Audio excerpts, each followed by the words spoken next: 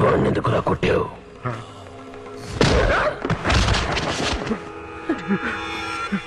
ఇదేమిటి సార్, ముక్కులో వచ్చే రక్తం?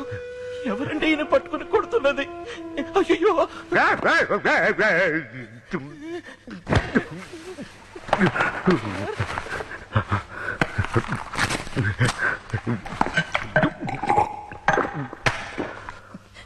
సార్ రేయ్, నేనే పెద్ద నటుడిని. నా దగ్గర నటిస్తావా? ప్రాణం తీస్తావా? నీకు ధైర్యం ఉంటే నన్ను కాల్చకండి.